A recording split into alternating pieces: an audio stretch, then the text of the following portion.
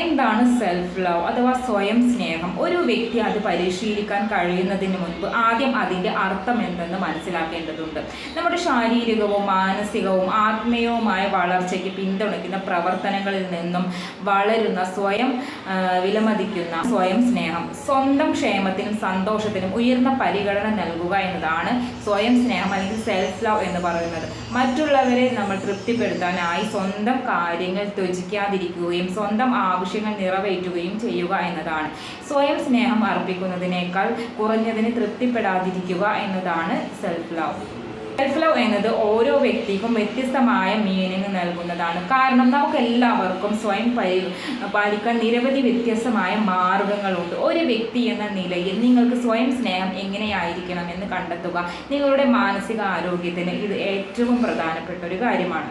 എന്താണ് അർത്ഥമാക്കുന്നത്? തുടക്കക്കാർക്ക് ഇത് അർത്ഥമാക്കുന്നത് നിങ്ങളെക്കുറിച്ച് സ്നേഹത്തോടെ സംസാരിക്കുന്നു, സ്വന്തമായി മുൻഗണന നൽകുന്നു, സ്വയം വിലയിരുത്തുന്നതിൽ നിന്നും ഒരു ഇടവേള നൽകുന്നു, അല്ലെങ്കിൽ സ്വയം വിശ്വസിക്കുന്നു, അല്ലെങ്കിൽ സ്വയം സത്യസന്ധമായി പുലർത്തുന്ന കാര്യങ്ങളാവുക, അല്ലെങ്കിൽ സ്വയം നല്ലവനാവുക, ആരോഗ്യകരമായ അതിരുകൾ സ്ഥാപിക്കുക. നിങ്ങൾ സത്യസന്ധത പുലർത്തുകയോ നല്ലവരാവുകയോ ചെയ്യാത്തപ്പോൾ സ്വയം ക്ഷമിക്കുക എന്നതാണ്. പലർക്കും സ്വയം സ്നേഹം എന്നത് സ്വയം പരിചരണം എന്ന് പറയാനുള്ള മറ്റൊരു മാർഗമാണ്.